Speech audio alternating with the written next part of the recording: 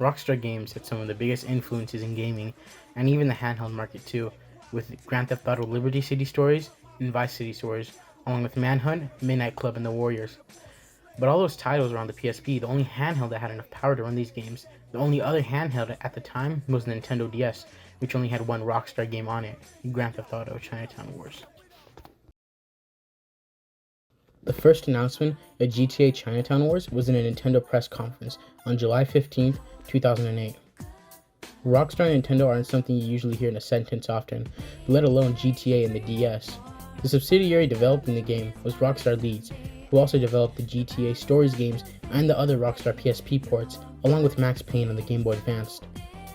The Nintendo World Report said about it that there was over 900,000 lines of optimized code, which makes sense because the DS is weaker than the PS1 and the Nintendo 64. On October 20th, the game got ported to the PSP due to poor sales on the DS. The PSP version contains better graphics and new content like missions and radio stations. In January 17th, 2009, it was ported to the iOS with the same DS graphics but at a better resolution. There's also the ability to play your songs from iTunes onto the radio with the Independence FM that was previously featured in GTA 4. But it does not contain the new content that the PSP version has, except for radio stations that was added in an update a year later. And on December 18th, 2014, it was released for the Android. For some reason, I guess they couldn't optimize as good as the iPhones because of different Android models, I guess. Due to the game being on a DS cartridge, any unused content was completely deleted for extra storage space.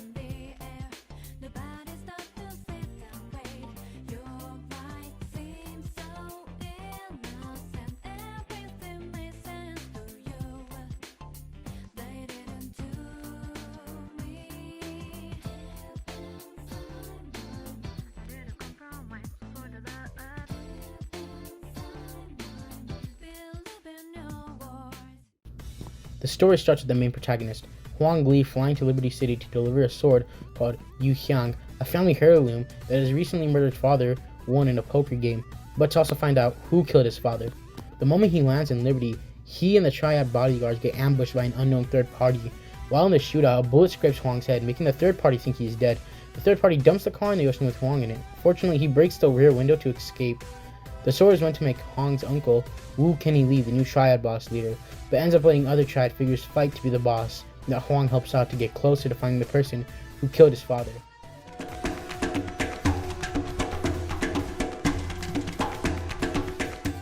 While Huang is helping them out, he is caught by a corrupt detective named Wade Heston, who wants to work with Huang to find out who the third party is, so he can get eternal affairs off his ass. I won't spoil the ending, this is a great game and you should play it for yourself. One of the things that feels lackluster with the story though is that there's no voice lines and dialogue for any of the characters besides pedestrians. The reason why is the devs thought it would be hard to listen to it in a car or a bus, but I think it should have been like the Persona games where there is text and voices at the same time. I'm getting fired up! Hey, Teddy? Ha! Yeah! Crowd surf! But it doesn't make the story worse, it's just a nitpick. With each character you meet, they have a unique background music to make up for it, and some of them are actually bangers, like Sheen's theme,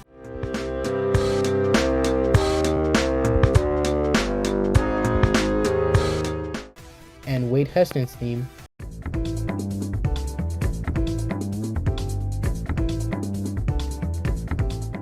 and Xiao Ming's theme.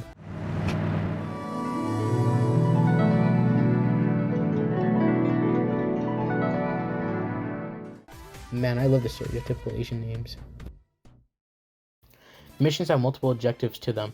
Some are used from older games like defending somebody or picking up cars in a certain amount of time, but there are unique ones. For example, in the mission Dragon Hall Z, you pick up Zhao and his crew who just robbed a bank, and in order to get away, you have to move around in a pattern or wearing a Chinese dragon costume. And in Chan's mission, Pimp His Ride, you have to play a minigame to destroy his opponent's engine. Also, the mission names go crazy, like Street of Rage, Weapons of Mass Distraction, Store Wars, and by the Myriad of Swords. There's also mission replays, allowing you to replay a mission you've already beaten with bonus objectives. I also like how the descriptions for the missions are described by Hong. Instead of going to the store to buy guns, body armor, and throwables, it's all in the PDA in the business section. The guns come in categories like pistols, submachine guns, shotguns, rifles, heavy weapons, throwables, and specials. The category has different types of weapons in them. After buying what you want, it gets delivered straight to your door. What a convenience. The more you go through the story, the more guns you unlock. For some reason, I never unlocked the micro SMG, even after completing the whole story. I unlocked the regular SMG though. There are also collectibles and checklists to do in the city. There are stun jumps and security cameras. Stun jumps can be found all around the city. If you do one successful, a cool camera shot will play. There's no reward for it though, besides 100% completion. The security cameras can only be destroyed with grenades or Molotovs. There's about 100 of them in the city, and the reward for them is a decrease in drug prices. And if you connect your PSP or DS to the social club, you can get a drug dealer called Scene, who sells drugs at half the price. Trophies are also collectibles. They can be found in your apartment, and there are 8 of them, most tied to drug dealing. There's also no reward besides 100% completion. The last collectibles are the 2 Lines of Foe that unlock the 2 epilogue missions from Xin Xian, Deadly Xin and Xin of the Father. The missions do not count for 100% completion, and on the DS and PSP versions, you have to connect it to the social club to get the missions, but the iOS and Android versions unlock them automatically. Around the map, you can occasionally find an icon of a person on the map. Those are stranger missions. Most stranger missions are usually generic objectives, like seeing if somebody's wife is cheating, or blast through half of the city, destroying everything on your way. Simple things like that. The side missions are like professions, like paramedic, police, firefighter, and taxi driver. There are also 30 rampages too, plus an additional 5 more in the PSP versions, and time trials, 30 of them, plus another 4 in the PSP, and 8 street races. The obvious gameplay change is the camera view, which is overhead like the original GTA games on the PlayStation 1, but is at an angle so that you can see ahead of you so you don't crash into other cars while driving or run into unexpected enemies in combat. The average GTA controls are still there, like running, jumping, sprinting, shooting, and climbing walls, but aiming is different from previous GTA games where you have to lock onto enemies now, and with the D-pad you can switch targets. You can also throw weapons like grenades and Molotovs by holding the R button. Oh, future Adrian here. It's not the R button, it's the L button. You're supposed to hold the L button for the grenades and throwables and stuff. I'm a fucking idiot. And pressing the O button. The longer you hold the O button, the further it gets thrown, but don't throw it at yourself though. From the first mission, you can see a new gameplay feature, the minigames. The minigames can happen in random events, from stealing a car, to looking in the trash for a gun, or for making monologues at the gas station. There are different versions of minigames for each event. For example, if you steal a car, you can push the screwdriver in the ignition and turn it from left to right till it starts, or hotwire the car by unscrewing the cover and pulling out the wires and binding them together. Some minigames are for missions only, like destroying a car engine or cracking open a safe, and using a sniper rifle. The sniper rifle one is interesting, as you have to aim it overhead due to the top camera angle of the game. The wanted system has also evolved to have a different way to lose it. When you get wanted, the usual thing you do is get as far away from the police you can, but in Chinatown Wars, you have to run the police cars off the road and destroy them. The more police cars you destroy, the level goes down. It's actually satisfying to destroy police cars. And the number of police cars shows on the side of the screen along with the wanted level, so you know how many cars to destroy to lose each star of your wanted level. The driving controls are not different, except that it's top down of course. Driving feels more like a remote controlled car on the replica city compared to the GTA 4 realistic car controls. The driving mechanic only lets you shoot left and right in a car, but when you're on a bike you can shoot forwards, but the bike controls are really bad. It feels slippery and it's easy to get knocked off the bike. One of the most unique features of GTA Chinatown Wars is dealing drugs, one of my future career options. You can sell or buy drugs from dealers around the map, and depending on what area you're on the map, certain drugs will sell higher or cost more, and vice versa. It's actually the best way to make money in the game, and it's actually very addicting, more than the drugs possibly. And also, for certain missions, it requires you to have an amount of drugs with you, so it's good to have drugs on you at all times. The PDA is basically the hub for everything in the game and replaces phone calls and texts with emails, and under the emails is contacts. The GPS is also in there, but it doesn't show the whole map. It shows a zoomed in section that you can move through. You can also put waypoints down, find missions with the side menu, but I'd rather have the whole map. There's also a section called Business for your guns and pharmaceutical empire. Just imagine having an app on your phone that helps you deal drugs. The personal section contains the radio station and your stats. Multiplayer is also a tab, but it doesn't work because I'm using a PSP emulator. The system tab has the basic load, save, and new game buttons, as well as options. When you get wanted, you get sent back to the hospital and get charged too. But if you get busted, all your guns and ammo and drugs will be confiscated. Seems like a slap on the wrist for having 11 bags of weed on you. You're more likely to get busted than wasted because the cops have crazy strength to pull you out of the car and throw you on the floor at the same time. And it happens to you more times than you think. As I've said before, the city that GTA Chinatown Wars takes place in is Liberty City, and it's a pretty good one-to-one copy of GTA 4's Liberty City, except for the inclusion of Alderney City in Chinatown Wars. The entire island's gone. It was probably due to storage space in the game, or for it not needing to be on the story. The only other changes are some routes being a bit different, in that Charge Island is redesigned to be more simpler.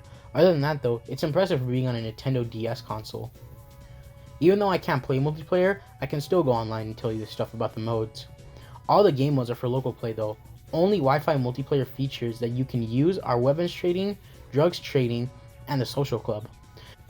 The local game modes are single race, which is a single race.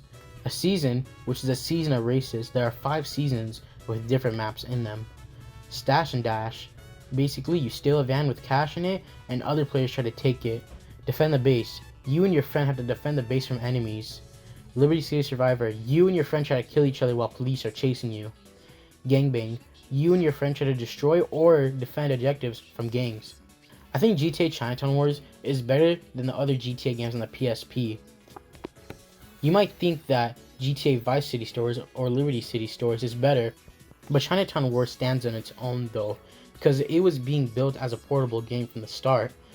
GTA Liberty City Stores and Vice City Stores were basically console games on a portable, which is cool, but it's not ideal as the battery would die way faster, have a lot of slowdown. But Chinatown Wars wouldn't have those issues for originally being a portable game, and Rockstar leads having way more experience with the PSP and other handheld titles at the time, so they can pack more content into it and a better story and much more into Chinatown Wars. That's why I'd pick Chinatown Wars over the Stores games. I still love the games though, but Chinatown Wars stands on its own between all of them, and I think it's the best one for portability wise. I think GTA Chinatown Wars is one of the most unique games I've played in the GTA series by bringing back the top-down view and making it more modernized while having a drug economy and a ton of content packed into it, with a lot of cool mini games as well for different events, and having the same freedom and fun as the mainline games. I think it's the best handheld game that Rockstar Games has ever made, and I'm sure people could agree too.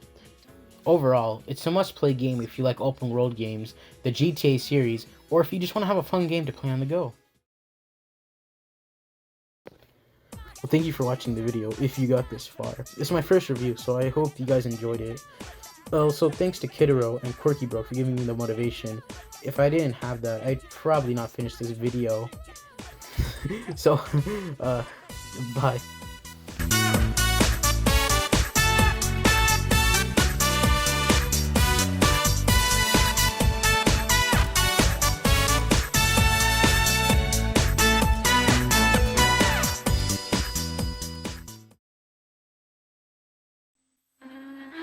I'd be crying if I looked like that too, bro. That's fucked up what they be doing to ya. I ain't even gonna hold you, bro. I be saying that's fucked up like, bro. You probably had the full wash and saying it's to me fire. You probably think cut your shit. Fuck it though, bro. It's your life.